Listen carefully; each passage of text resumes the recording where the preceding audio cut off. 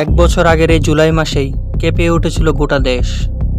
শুরুটা হয়েছিল কোটা সংস্কারের দাবিতে, কিন্তু শেষটা ছিল একটি প্রজন্মের রক্তে লেখা। আজ ৩রা জুলাই ২০২৫, আমরা ফিরে দেখি সেই রক্তাক্ত অধ্যায়। আমি কে তুমি কে, রাজাকার রাজাকার, এই স্লোগানে গর্জে উঠেছিল বাংলাদেশের ছাত্র সমাজ।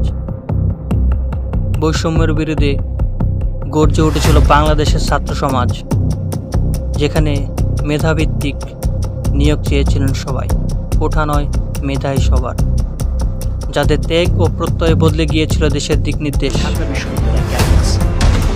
২০২৪ সালের ৫ই জুন হাইকোর্ট থেকে একটি ঐতিহাসিক রায় কোটা পদ্ধতি পুনর্বহাল করার নির্দেশ দেয়। এ রায়ের প্রতিবাদে ঢাকা সহ বিভিন্ন বিশ্ববিদ্যালয়ে গড়ে ওঠে ছাত্র আন্দোলন। ১ জুলাই বৈষম্যের বিরুদ্ধে ছাত্র প্রতিরোধ। শিক্ষার্থীরা ঐক্যবদ্ধ হয়। তাদের দাবিগুলো ছিল নিয়োগ, মেধাভিত্তিক নিয়োগ, শিক্ষা ব্যবস্থার সংস্করণ এবং সর্বোপরি ন্যায় বিচার। কিন্তু এই শান্তিপূর্ণ আন্দোলনের জবাবে আসে গুলি, টিয়ারশেল গ্যাস, রক্তাক্ত। ১৫ থেকে ১৮ জুলাই ইতিহাসের এক কালো অধ্যায়। ঢাকা বিশ্ববিদ্যালয়, রংপুর, রাজশাহী, চট্টগ্রাম সর্বত্র পুলিশের লাঠিচার্জ, রাবার বুলেট আর গুলি। ১৬ জুলাই রংপুরে ছাত্রনেতা আবু সাইদ গুলিতে নিহত হন। ১৮ জুলাই ঢাকায় গুলিতে নিহত হন আরও কয়েকজন।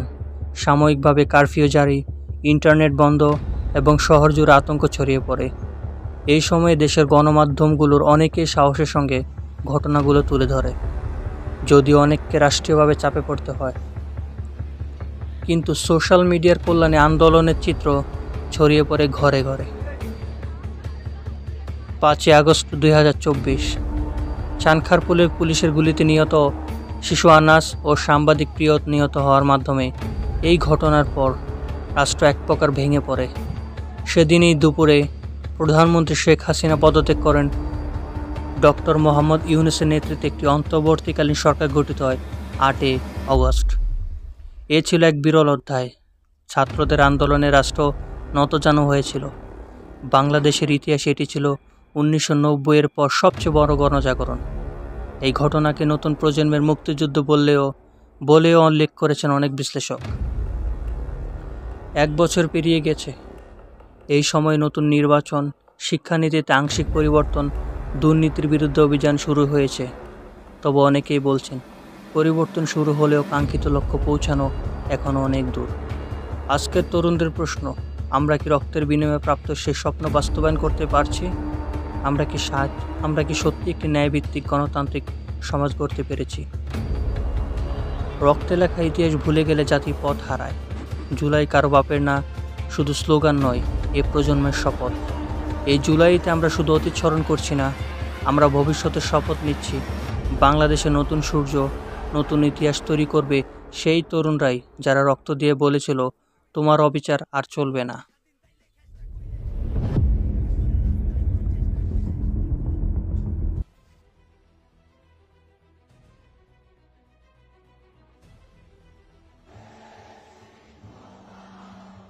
যত দূর চোখ যায় মানুষ আর মানুষ, কে শিক্ষার্থী, কে অভিভাবক, কে পেশাজীবী, চেনা দায় সবার। আমার শহীদ ভাইদের বিচার চাইতে আসছি।